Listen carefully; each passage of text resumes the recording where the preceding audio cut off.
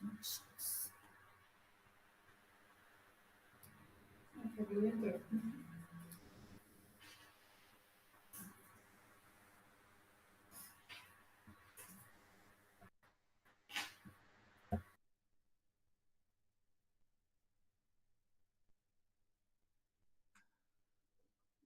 dia. Bom dia, Fabíola. Tudo bem? Bem-vinda.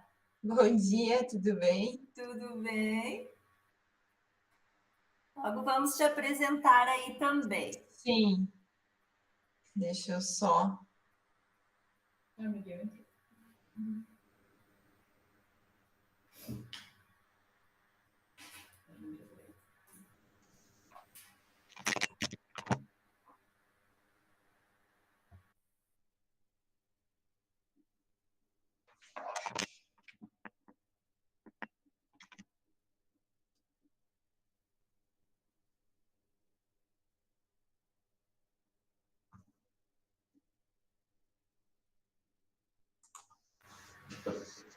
Bom dia para quem está chegando agora.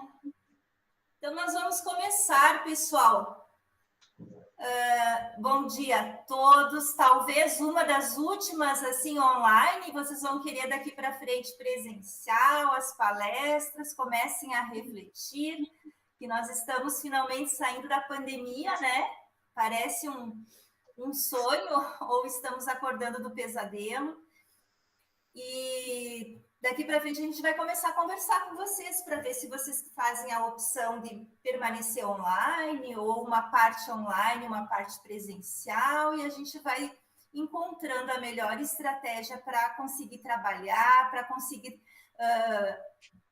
compartilhar com vocês o nosso dia a dia com as empresas, com o judiciário, com os empresários. Essa situação de compartilhar as experiências além do estudo é muito importante. Para isso também eu quero lembrar e agradecer também os presentes que fazem parte do MIT, o MIT do RH. Nós fizemos agora durante a pandemia um projeto que antes ia ser presencial, né? Aí não deu, mas eu vou explicar rapidamente para vocês como é que funciona esse MIT. Nós estamos fazendo, já fizemos alguns grupos de RH, e nesses grupos, em uma hora a cada 15 dias, às vezes semanalmente, conforme a disponibilidade do RH, são comungados, assim, experiências e dúvidas acerca daquela atividade, daquele segmento.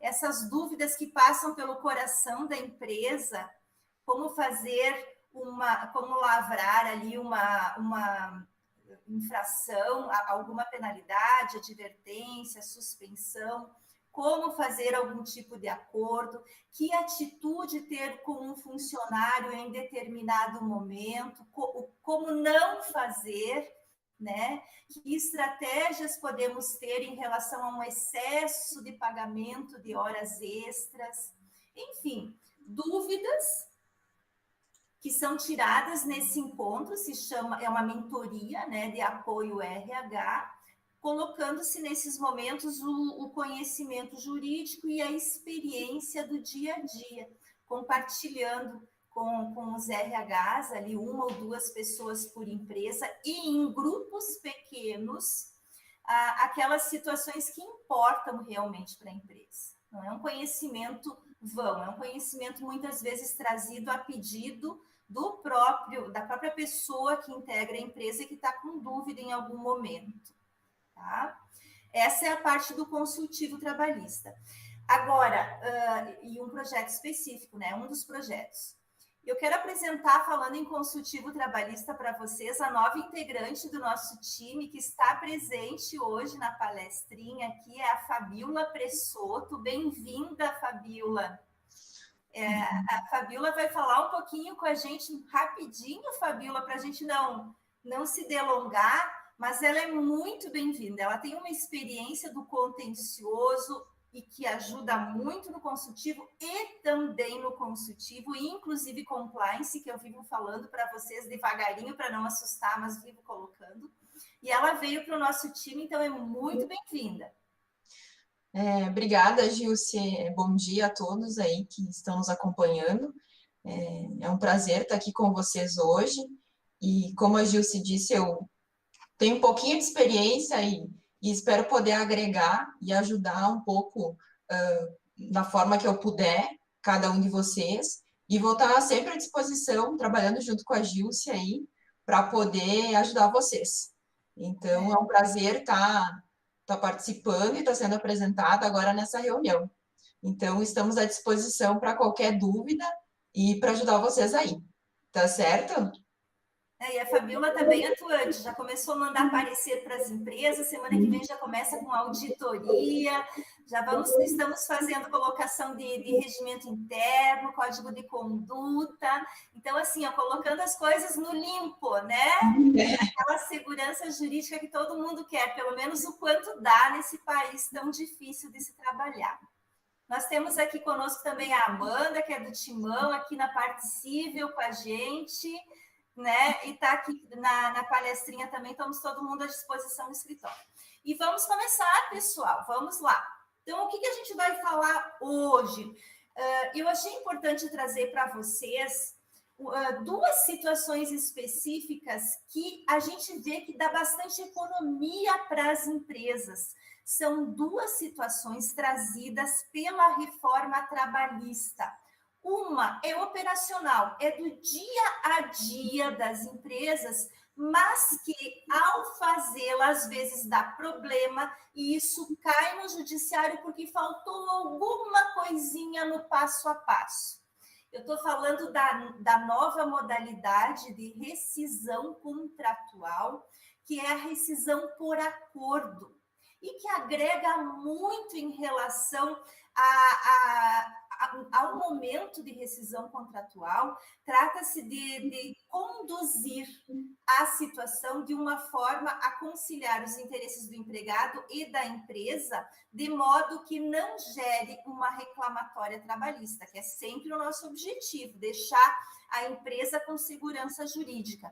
E aí nós percebemos que essa ferramenta específica, a rescisão do contrato de trabalho por mútuo acordo, nem sempre ela tem sido aplicada pelos RHs ou, enfim, pelas empresas da forma como diz a legislação trabalhista. E aí não adianta, aí não tem validade, ou ela é questionada e gasta uma energia e um dinheiro, né, judicial que não seria necessário se a gente tomar alguns cuidados prévios no nosso preventivo. Numa segunda parte da nossa palestra, nós vamos ver também uma outra modalidade trazida pela reforma trabalhista, que é o acordo extrajudicial.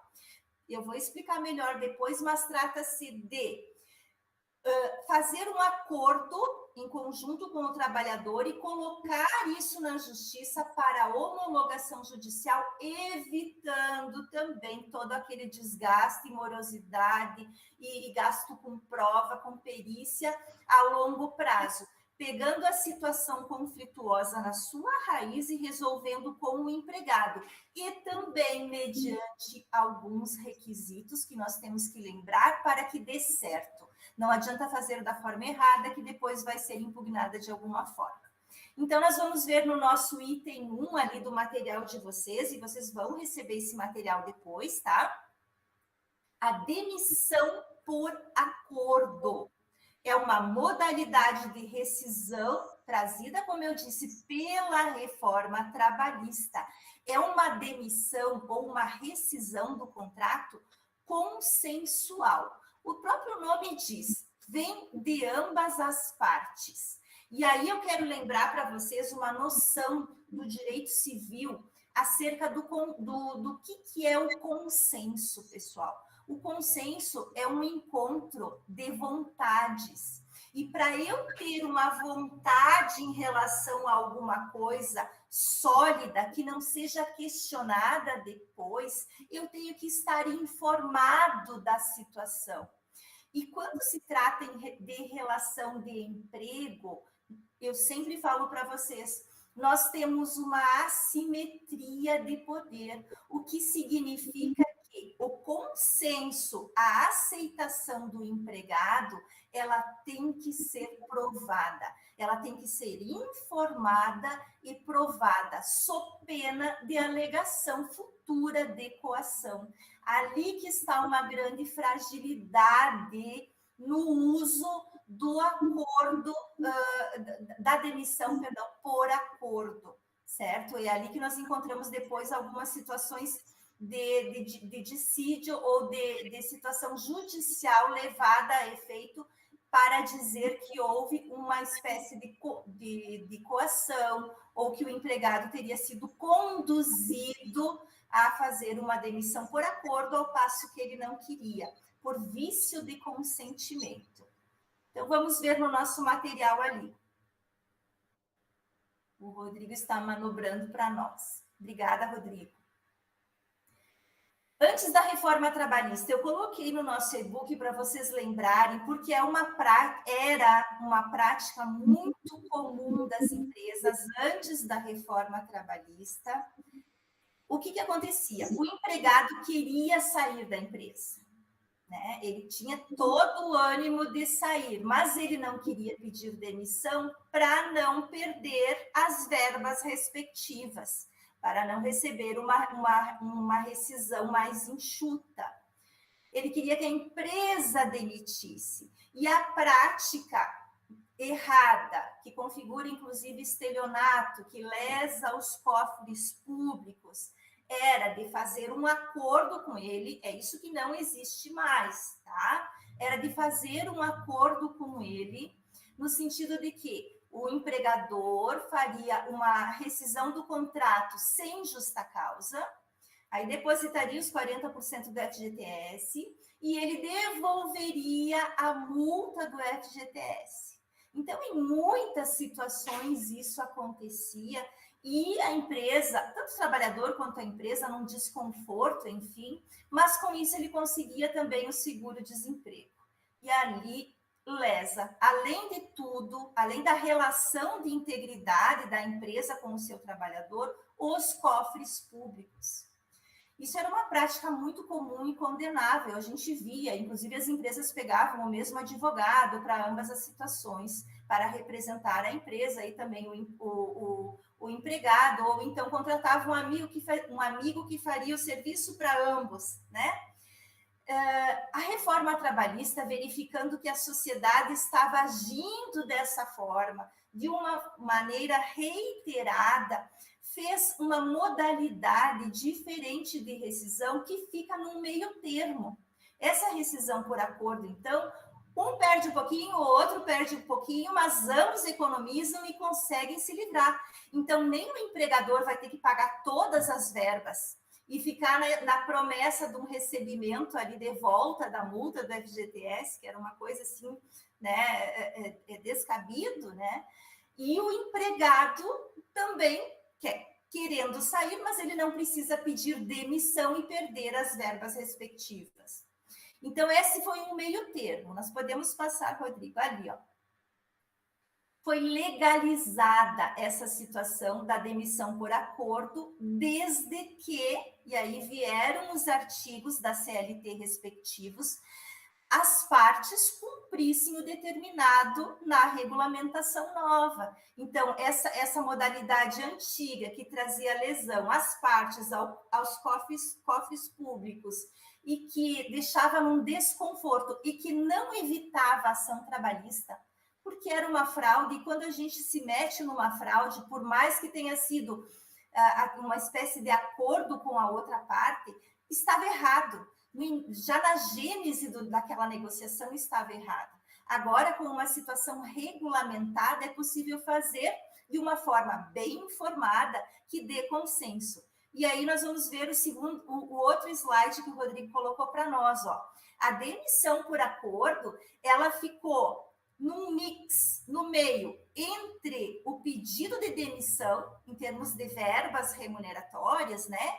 E a demissão sem justa causa. Então, foi criada essa modalidade para convergir. É uma ideia em que nenhuma das partes sai perdendo, ou não tudo que deveria perder, né?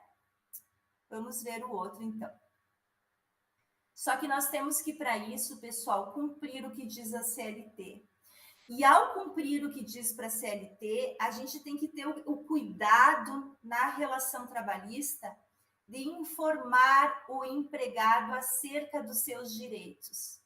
Aí tu vai dizer, não, ele sabe, mas eles acham que ainda existe aquela forma, que ainda pode ser feita aquela forma que já era errada lá atrás e que não tem outro jeito, que vai acontecer porque um amigo, porque um vizinho, porque um parente, porque numa outra empresa aconteceu assim, ele foi demitido sem justa causa, mediante acordo, e ia devolver a multa do FGTS.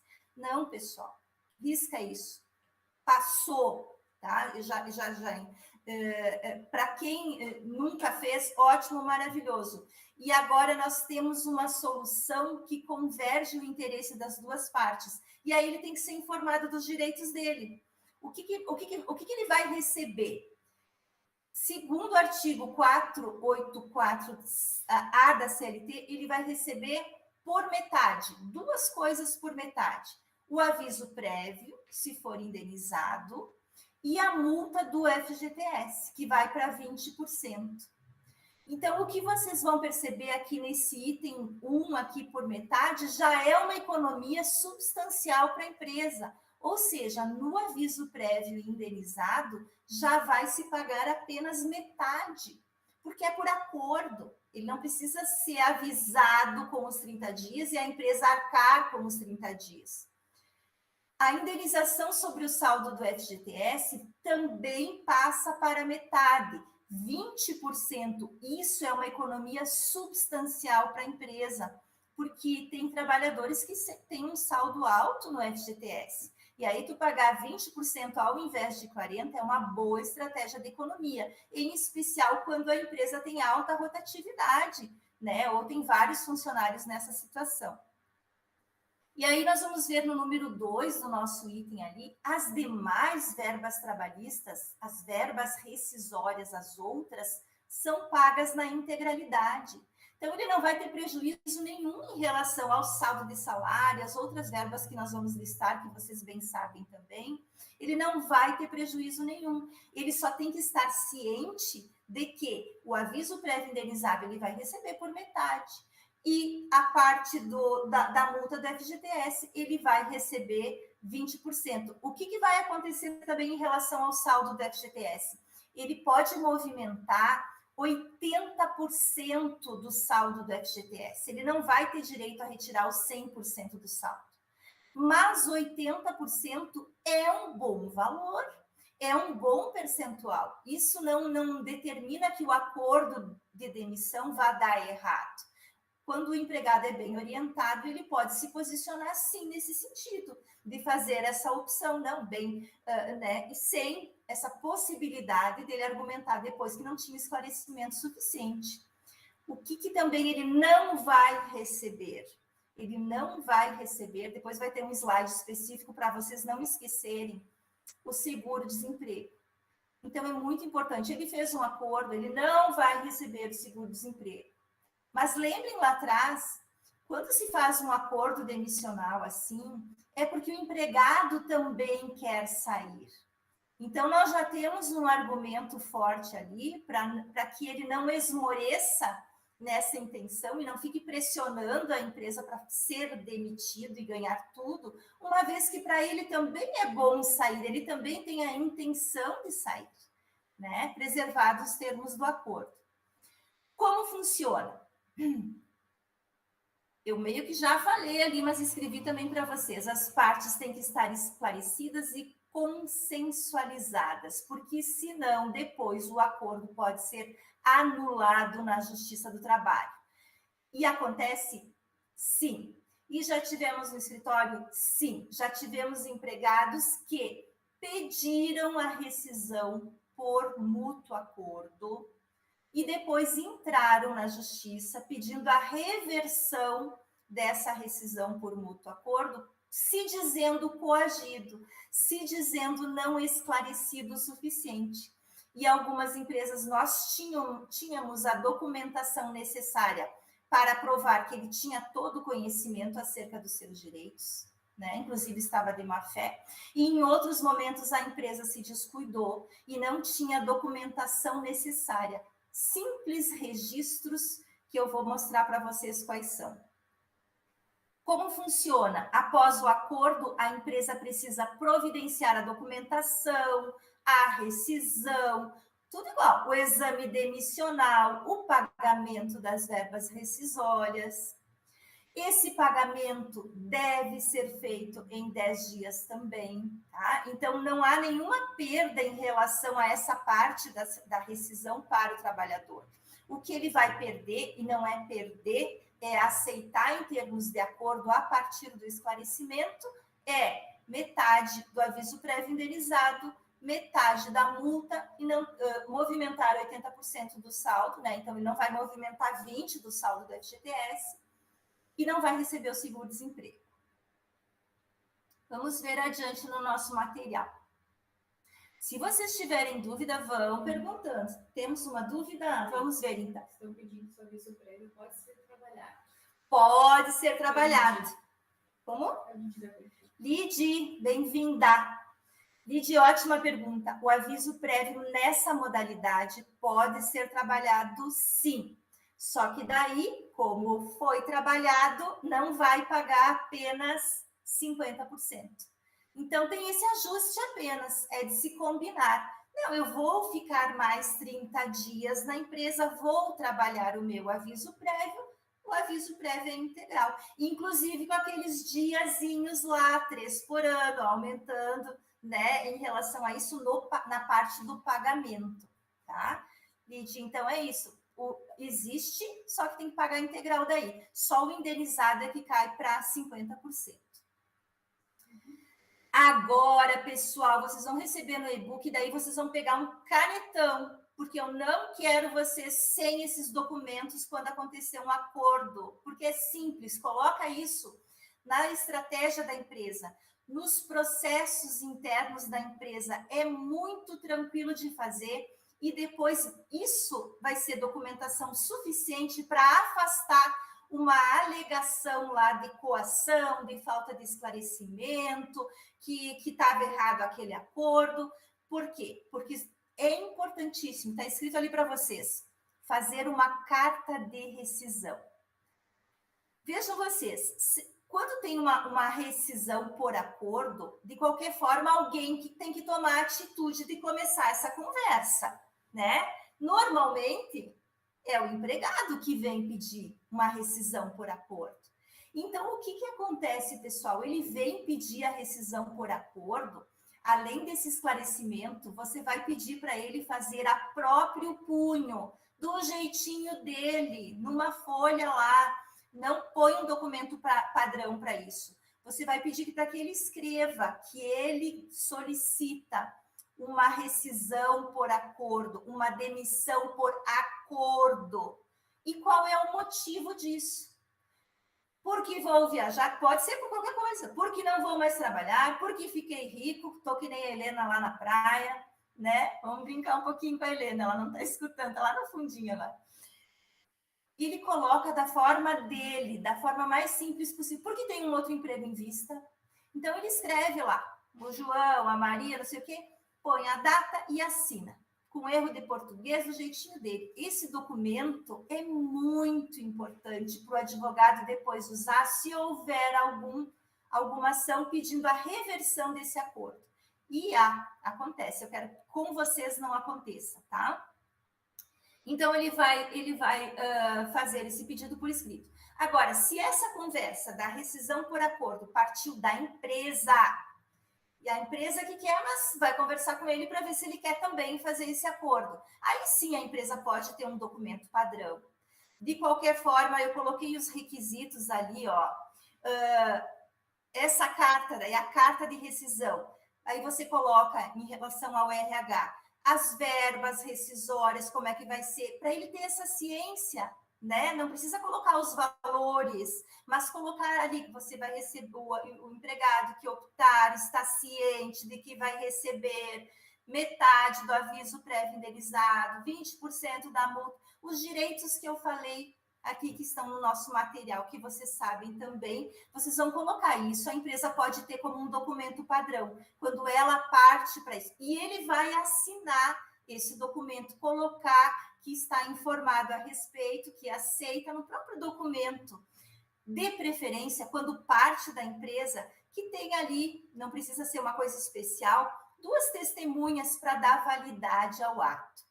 Nossa, Gilce, quanta cautela, isso é difícil. Não é difícil. Se incorpora isso no procedimento, se faz isso de uma forma simples, para não chamar atenção, para não aumentar a situação, porque ela é uma nova modalidade de rescisão, pessoal. Como nós conhecemos agora, pedido de demissão, rescisão sem justa causa, rescisão por força maior, rescisão por acordo. É só isso. Não tem nada de enigmático. O enigmático são os requisitos da lei, que eu estou trazendo para vocês ali mastigadinho, como a gente tem que fazer para não errar na hora do procedimento, tá? Então, o empregador, quando faz essa carta de rescisão, a sugestão nossa, a gente não obriga ninguém, é colocar, então, o que o trabalhador tem direito, não, e pegar a assinatura de 2 testemunhas. Partindo dele, a conversa é bem importante que tenha um pedido a próprio punho, dizendo o motivo, data e assinatura. Arquiva lá na pastinha dele. Certo? Aí vem a Gilce falando a mesma coisa de sempre. A recomendação é uma documentação bem redigida. Vamos escrever direitinho, pessoal, de forma simples e clara, nossa cartinha de rescisão, né? E ela é lida para o empregado, lida, informada, explicada, né? E ali eu coloquei a dica também de 2 testemunhas, quando a carta é padrão da empresa, 2 testemunhas para o empregado assinar. São documentos bem bons para depois usar em alguma eventualidade, tá bem? Aqui nós vamos revisar rapidamente, ó, os direitos do empregado na demissão por acordo. Aí eu discriminei para vocês. Vamos ver o slide. Saldo de salário, veja que as verbas rescisórias dele, isso é até um argumento bom de convencimento, não de convencimento em si, mas de dizer, ó, você não está perdendo nesse sentido. Saldo de salário, ali os 50% do aviso prévio, 13º vai receber todinho, férias vencidas mais 1/3, as proporcionais, FGTS 20%, sacar o FGTS, o saldo ali até 80%, tá? E no próximo slide, eu acho que tá... Aí eu dei um modelo. No outro ainda vai estar, depois eu falo para vocês de novo, mas vocês já sabem, não vai ter direito ao seguro-desemprego. Eu fiz um pequeno modelo ali, bem básico, bem simples, para vocês terem no material, tá? Como fica o aviso prévio?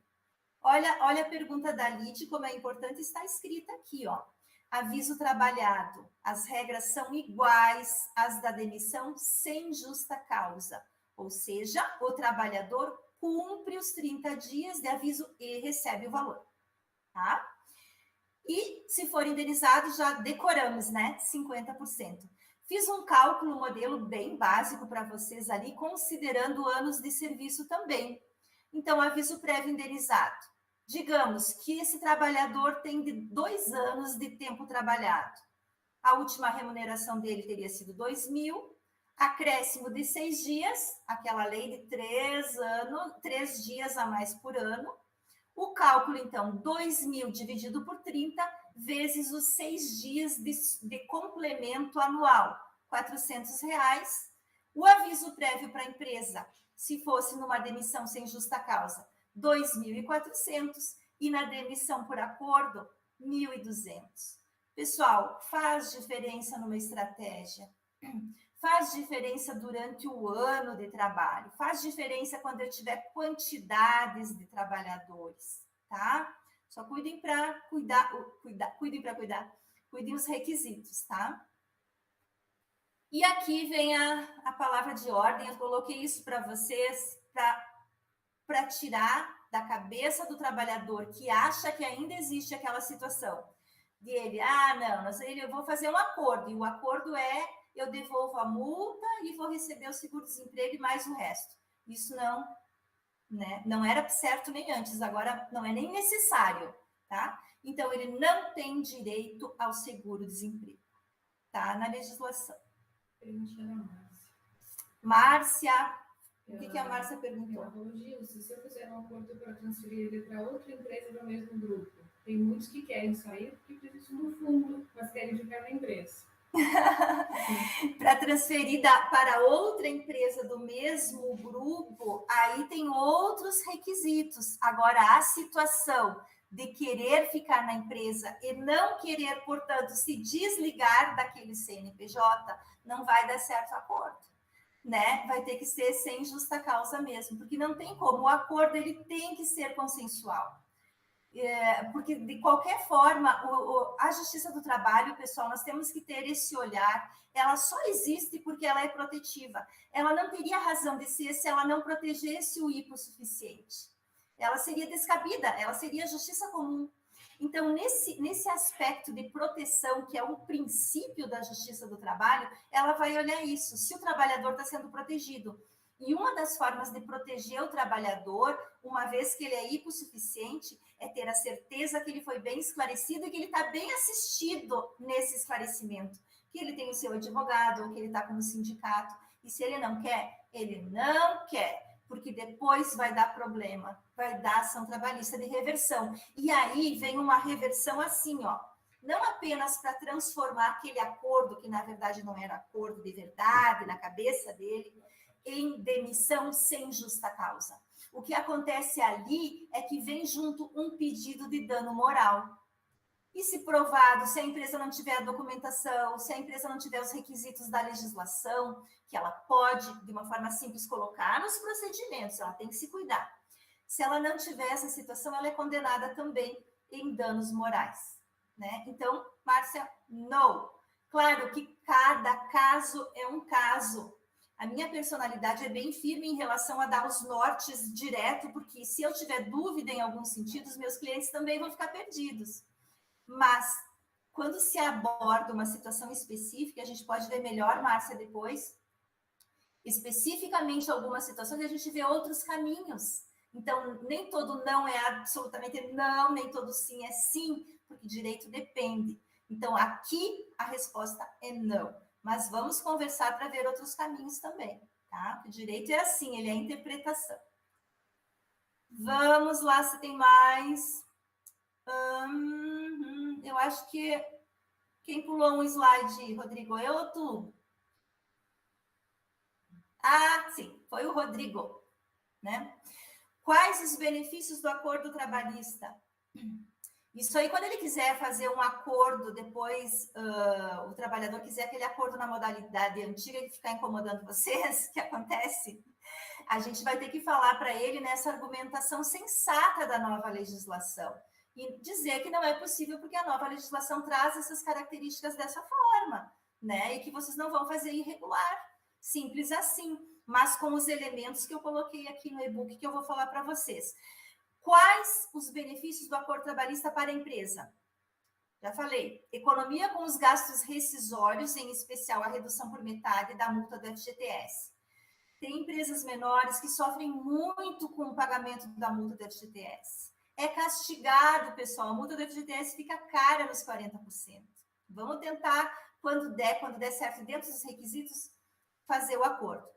Dá também maior segurança jurídica, facilita na relação entre a empresa e o trabalhador, porque a rescisão é sempre um assunto delicado. Então, aquele momento da rescisão é um gatilho para o trabalhador em algum momento entrar com uma reclamatória depois. Se não tiver uma gestão de pessoas, uma gestão de documentos no momento da rescisão, de qualquer tipo agora falando, vai haver uma reclamatória trabalhista depois. Porque também é o perfil do brasileiro, assinar a rescisão e entrar na portinha do sindicato, não é? É assim. É assim, nós temos uma cultura de reclamatória trabalhista, ou do sindicato, ou de um advogado do reclamante, enfim, patronal, né, da parte do reclamante. Outros benefícios. Desligar-se do empregado com falta de motivação, que espera por sua demissão e até realiza pequenas infrações para ser desligado. Gente, vai dizer que não é o dia a dia ou que vocês nunca passaram por isso. O cara quer sair, não pede demissão para não perder os direitos, entre aspas, né? E ele fica atrasando, ele fica faltando, ele fica colocando atestado, falando na linguagem deles, pequenas infrações que tumultuam o dia a dia da empresa. Então, aqui, quando se faz uma demissão por acordo, uma rescisão contratual por acordo, essa situação aqui vem ao encontro dessa aspiração de você se livrar, sim, daquele problema, daquele empregado que está cometendo pequenas infrações e ele quer que você demita. Ele quer que você demita. Então, vamos sugerir, né? Desde que ele aceite também uma rescisão por acordo. Outro benefício, manter a produtividade. Até porque esse empregado que quer sair e não sai, ele perde produtividade, né? Ele fica incomodando mesmo.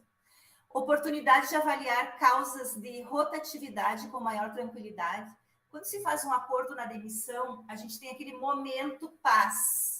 É aquele momento de poder perguntar, até fazer uma entrevista escrita, se for o caso, com algumas perguntas simples. Por que pediu para sair? Embora que se for a próprio punho, ele já vai ter escrito lá, né? Mas de conversar, me dê um feedback sobre o teu setor, coloque pontos a melhorar. Esse momento ali, dessa rescisão, se ele for conduzido dessa forma, por acordo, ele traz para a empresa situações que ela pode se avaliar e melhorar os seus processos, né? Ele traz um feedback bom, preserva a reputação, porque o mau trabalhador, inclusive aquele com quem você fez acordo para ele devolver multa, não sei o quê, ele vai falar mal da empresa igual, não é porque você foi querido com ele que ele não vai falar, ele vai falar mal, tá? Então não funciona isso. Preserva a reputação da empresa e impede fraude aos cofres públicos. Isso é muito importante. E eu fico muito feliz porque eu tenho aí, entre vocês e os outros clientes, eu tenho muito cliente que se preocupa, sim, com a fraude aos cofres públicos, que não fica fazendo o que o trabalhador quer e desperdiçando dinheiro público que é nosso. A gente paga para isso, né? Então, eu fico assim, eu tenho clientes que eu pedi a Deus, realmente, se preocupam de não manter uma situação errada em detrimento de o governo estar pagando, né, aquele empregado, para ele ficar recebendo, em detrimento de toda uma sociedade. De forma nenhuma. Então, parabéns nesse sentido. A maioria dos meus clientes são assim, e vocês que estão assistindo, com certeza, né? Vamos ver o que mais. Agora, para elucidar ao empregado também, aquele que quer na modalidade antiga, que tu tem que dar uma conversada para explicar. Ele vai ter benefício financeiro comparado a um pedido de demissão. Permite que o profissional que está insatisfeito ou que tenha planos, e normalmente acontece isso, hein? Que ele se desligue através de uma rescisão rápida, e não precisa, pessoal, de homologação judicial. Tudo que eu estou falando é espichado, mas é simples. É uma rescisão bem esclarecida, bem documentada, é uma rescisão. As partes ficam livres, tá? Rescisão rápida, sem desgaste e com amparo financeiro, naquela medida que eu falei para vocês e que eu listei ali. Essa opção, ela pode ser mais vantajosa também do que aguardar uma demissão, ficar lá dentro da empresa remando. Olhem que argumentos bons vocês têm para estimular que ele também faça uma conduta certa no momento da demissão, né? E possa também, a partir disso, se reencaminhar no emprego, pegar aquele emprego que ele está querendo, que ele já tem em vista, né? Ou abrir o próprio negócio, certo? São inúmeras vantagens, eu escrevi para vocês, para que vocês tenham argumentos na hora de conversar com o empregado. Porque ele não vê isso. Ele só vê que ele vai perder o seguro-desemprego, ele vai receber metade do aviso. Não é assim, ele tem outras vantagens, tá? Para o empregado, então, já foi acordo. Ah, tá. Agora nós vamos. Deixa eu ver se vocês têm mais alguma dúvida antes da gente partir para o ponto 2 da nossa palestra. Nenhuma outra? Se vocês tiverem, podem colocar ali, tá? Façam bons acordos de rescisão, tá? Agora nós temos mais um acordo. Hoje é o dia do acordo. Extrajudicial é um outro acordo que a gente tem feito com muito sucesso, graças ao bom Deus. O que acontece? A reforma trabalhista, nessa situação de enxugar o judiciário, também o judiciário trabalhista, trouxe a opção no artigo 855B a 855E da CLT de se fazer um acordo extrajudicial para resolver todas as questões referentes ao contrato do trabalho e também algumas situações pontuais relacionadas à rescisão do contrato de trabalho. É evitar, quando você sente, e as empresas sentem de alguma forma, ele vai entrar na justiça. Aquele contato, aquela situação de evitar que ele entre na justiça com uma reclamatória, onde a empresa vai ser a parte passiva, vai ser o réu, né, vai ser a reclamada, pode ser em várias situações, pessoal, pode ser alvo de um acordo antes disso acontecer, através do advogado da empresa e do advogado do trabalhador. Esse é o acordo extrajudicial. E esse vai, sim, para a Justiça do Trabalho homologar. E faz coisa julgada, que a gente chama. Fica sacramentado aquele acordo. Vamos ver como que funciona ali, ó. Só volta um pouquinho. Isso, Rodrigo, obrigada.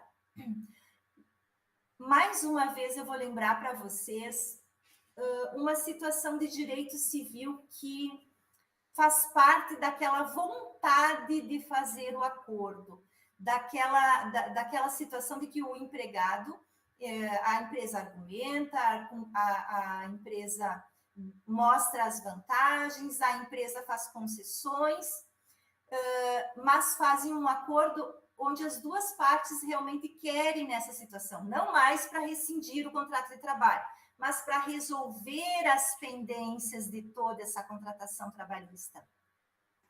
Nesse sentido, eu chamo a atenção, deixei no material de vocês também, para que, na norma civil, daí não apenas trabalhista, nós temos que ter, para fazer qualquer acordo, um agente capaz.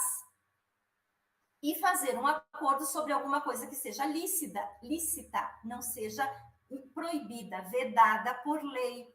O que acontece, mais uma vez, em relação ao trabalhador? Agente capaz em relação à justiça do trabalho, em relação a essa vontade de fazer acordo, é o esclarecimento, um consentimento, um acordo bem esclarecido que realmente expresse a vontade do trabalhador e que ele tenha assistência por advogado ou pelo sindicato, tá? Isso é uma questão mais jurídica ali, vocês já vão entender melhor. Vamos ver mais para frente. O artigo 855, ele coloca assim, ó, as partes, o empregado e o empregador, requisitos, pessoal, devem ser representadas por advogados distintos para ter igualdade na negociação. Então, no acordo extrajudicial, nós não estamos mais falando do acordo demissional, tá? É outra coisa agora. É um acordo entre o trabalhador e a empresa que vai ser feita uma petição de acordo por dois advogados da empresa e do trabalhador, advogados distintos. Não pode haver advogado comum, um só advogado representando os dois, não pode. Estão muito consensualizados. Não pode. Na Justiça do Trabalho não é possível, porque ele tem que ter esse consentimento livre e a empresa tem que provar que esse consentimento é livre. Como que se prova que o consentimento é livre? Ele tem que ter informação através do seu advogado ou através do seu sindicato. Aí está suprida aquela situação do consentimento. Porque mais do que isso não existe também, né? Pegar o cara no colo, né? Então, ele está informado, ele está assistido. Aí, ele aceitando o acordo extrajudicial, está tudo ok. A lei é tão rígida nesse sentido, pessoal, que ela coloca em dois momentos no mesmo artigo. Representação por advogados distintos. E depois ela repete, as partes não podem ter o mesmo advogado. não podem ter advogado comum, tá? E o trabalhador, ele pode ser representado ou assistido pelo sindicato também. Vamos ver ali. Já começa com os benefícios. Gente, o que vocês não imaginam o que evita, antes de chegar naquela serenidade que está escrito ali para vocês, o que evita de situações mais tumultuadas e de desgaste para a empresa. Porque você fazer um acordo extrajudicial, você está vendo que tem problema, que isso vai acabar numa reclamatória contra a empresa. Então, tentar um acordo extrajudicial de uma forma bem esclarecida, de uma forma motivada, de uma forma negociada, evita muito problema. Custo, tempo, energia, audiência, perícia, celeridade. Veja bem, essa petição de comum acordo aqui, ó, quando ela é distribuída no Judiciário Trabalhista, a própria CLT já diz que em 15 dias já será agendada uma audiência, se necessário, de tentativa de conciliação. E aí eu vou dizer para vocês que, no concreto, muitas audiências estão sendo dispensadas. Por quê? As partes estão sendo representadas por seus advogados, ali se colocou uma petição clara, bem redigida, se verifica que está de acordo com a lei, né, assinada pelas partes, enfim, além dos próprios advogados. Não se trata, muitas vezes as pessoas confundem, eu vou demitir e depois vou fazer um acordo extrajudicial e vou resolver a situação rescisória na Justiça do Trabalho. Isso não agrada a nenhum juiz, pessoal. O que nós resolvemos, além de algumas situações ali das próprias verbas rescisórias, é todos os conflitos emergentes das relações de trabalho, daquele contrato de trabalho, né? Esse é o objetivo maior do contrato, do acordo extrajudicial. Então, isso é muito importante porque a empresa ela vai se liberar de um valor muito maior, de um tempo muito maior. Celeridade. 15 dias o juiz recebe a petição, já marca a audiência quando precisa. Às vezes, como eu disse, nem marca porque está tudo ok, não precisa. Ele está absolutamente ciente de que não é necessário. Já tivemos várias situações assim. Alguns marcam, até porque, vou dizer de novo, o juiz trabalhista é protetivo.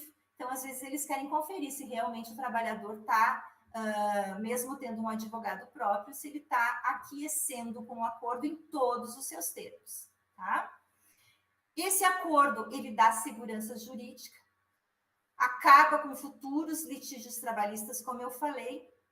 Vamos ver, tem mais coisas ali de benefícios. Eu coloquei um cuidado ali para vocês. Isso está na legislação, pessoal. Não é porque a gente faz acordo extrajudicial para evitar uma reclamatória trabalhista que não vai pagar as verbas rescisórias no prazo legal. Então, nós temos ali a previsão expressa de que o acordo extrajudicial não afasta aquela multa de um salário, de uma remuneração do empregado, se não for pago no prazo de 10 dias da extinção do contrato de trabalho, tá? É um cuidado que tem que ter também. Mas, normalmente, quando a gente é trazida essa situação do acordo, que a empresa sempre detecta, é só ter o olhar. A empresa detecta, não, aqui vai me dar uma reclamatória trabalhista e eu posso fazer propostas. E traz para a gente já tem esse cuidado, né, junto com o RH, tá? Alcance da quitação. Nós temos, o que eu quero dizer com isso? Explicando para vocês de uma forma mais simples. Alguns julgadores entendem que o acordo, ele se limita ao que está descrito lá para dar quitação. Então, eles negociaram, fizeram uma petição, cada um com seu advogado, e foi pago lá algumas verbas rescisórias, algumas diferenças de custas que tinham que ser ressarcidas e não foram, algumas horas extras do ano X que não foram pagas. Enfim, foram pagas algumas verbas. Essas verbas são discriminadas no acordo. O que acontece? Alguns juízes, em razão da proteção da Justiça do Trabalho, mais uma vez, colocam que, não, eu vou dar quitação. eu vou homologar só o que está no acordo, e não todo o contrato de trabalho. E é claro que a gente sempre pede, e é o entendimento do escritório, e é o entendimento também do judiciário, inclusive do trabalhista, de muitas turmas, né? No sentido de que, sim, o acordo estando correto, completo, bem informado, bem estruturado, pode ser, sim, dada a quitação de toda a relação trabalhista colocada ali. E aí, não só das verbas pontuais que você colocou, mas desde o início que ele foi admitido na empresa até o momento da rescisão. Todo o contrato de trabalho fica quitado. E aí você dorme faceiro, porque o que acontece? Tira da tua cabeça aquele tempo todo de, não, mas teve uma coisinha lá atrás que não teve quitação, teve não sei o que ele está reclamando, que ele nem tem direito, mas que ele fica reclamando. Então, esse é o acordo que a gente tem feito no sentido de pedir a quitação total da relação empregatícia, do início ao final, independentemente das verbas elencadas ali. Alguns juízes dão toda a quitação, alguns juízes colocam, não, só pelas verbas parciais. Não sei se é sorte, se é estratégia, mas a gente tem conseguido, se é uma evolução também, porque isso está acontecendo muito, da própria mentalidade da Justiça do Trabalho, no sentido, não, está tudo bem, vamos dar a quitação e vamos livrar as duas partes de litígio para sempre em relação a esse contrato. Tá? Então, isso que eu acabei explicando o A e o B. A quitação geral e restrita do contrato de trabalho e, em outros momentos, a quitação só das verbas ali especificadas. Pode passar, Rodrigo. Esse já falei também, acabei explicando junto. E sim, se vocês não perguntaram, eu vou falar. Paga-se a previdência social, observando se a natureza é indenizatória ou remuneratória. Tem que especificar as verbas pagas nesse acordo e a empresa recolhe daí, conforme o seu porte, a sua situação tributária, ela vai fazer o recolhimento fiscal à previdência social. Tá? Vantagens. Uma, a Gilce adora. Se a Gilce adora, dá economia, tá? Isso você já pode ter na cabeça de você. A Gilce adora, então é bom. Pode deixar. A gente adora um acordo extrajudicial e consegue, às vezes está ali, ó, nos 45 minutos do segundo tempo, o trabalhador não está querendo, ou a empresa tem uma inconformidade, e ali a gente consegue negociar com o advogado, e na maioria das vezes dá certo, tá? Na maioria. Vantagens. Solução mais rápida do conflito, atende ao interesse das partes, a gente consegue bastante economia para as empresas, né? A gente que eu falo, eu penso que todos os escritórios que fazem nesse sentido também. A desnecessidade de ficar produzindo prova, gastando com perícia, maior economia de gasto com honorários e custas processuais, que daí reduz, tá? Segurança jurídica, porque faz coisa julgada e para o trabalhador é um título executivo, é um cheque na mão dele. Aquela homologação, se for parcelado o pagamento, ele vai poder executar, vai direto para a penhora de bens da empresa. Tá? Então, é um documento ótimo. Ajuda a desafogar o judiciário. Os prédios do judiciário estão caindo, né? Pelo amor de Deus, mesmo eletrônico não cabe mais tanto processo. E isso acaba com um problema social gigantesco, né? Pessoal, antes de terminar, eu quero falar para vocês rapidamente também sobre outros acordos. Além desse da Justiça do Trabalho, que a gente falou, a própria rescisão por acordo, ou o acordo extrajudicial, que é a ação, tá? É uma ação só que de jurisdição voluntária, os dois juntos. Nós temos outros acordos que vocês podem fazer, que são bem importantes. Acordos para resolver conflitos consumeristas, das relações de consumo que a gente vivencia no dia a dia, tanto relacionado à inadimplência, garantia contratual, fazer termo de acordo bem redigido, bem esclarecido, confissões de dívida bem colocados. E daí eu vou lembrar vocês, que eu já falei para vocês uma vez, quem estava, viu, ouviu, acordos escritos com 2 testemunhas para poder ser título executivo e depois executar, tá? Esses aqui daí não são na Justiça do Trabalho. Esses das relações de consumo podem ser feitos para evitar também uma ação civil, uma ação indenizatória em relação ao consumidor, ou então para solucionar a inadimplência, bem redigido, com 2 testemunhas, pequenos termos de acordo bem claros. Não dependem de homologação judicial, tá? Se o valor for muito alto, a gente sugere fazer por escritura pública no tabelionato. Então, tudo que der para não botar no judiciário, a gente não bota, a gente faz. Até porque a gente entende que os escritórios de advocacia modernos têm que dar orientação e informação suficiente para que as partes consigam fazer acordo, sem levar a situação para o judiciário, onde um terceiro é que vai julgar, que não sabe quanto vale o teu trabalho ou quanto custa para o teu bolso, né? Por mais suporte jurídico que tenha o Estado para dar essa assistência jurídica, num acordo tu consegue definir os teus parâmetros financeiros, técnicos, as tuas aspirações, a tua, né, real vontade de compor e de pacificar aquele conflito. Eu sou a do acordo, né? Conflitos contratuais também, só o último ali, entre as empresas, as sociedades, a gente tem sócios retirantes, né? Muitas vezes dá algum conflito, tem que haver perícia de cota que vai sair, quanto custa a cota, apenas um exemplo, né? Mas, enfim, os sócios retirantes e outros conflitos nas sociedades ou que envolvam contratos entre empresas distintas, dá para ser resolvido mediante acordo. A inadimplência, eu falei para vocês, é muito importante resolver assim. Conflitos contratuais, então, foi. Vamos ver se temos mais aí. Ah, temos sim. Eu coloquei ali no final, nos 45 minutos do segundo tempo, eu coloquei. É possível fazer em divórcio também e inventário. Porque assessorados por advogados, e tem que ter assistência de advogado, é possível fazer em cartório, com os herdeiros, desde que sejam maiores e capazes, os acordos acerca de partilha, né?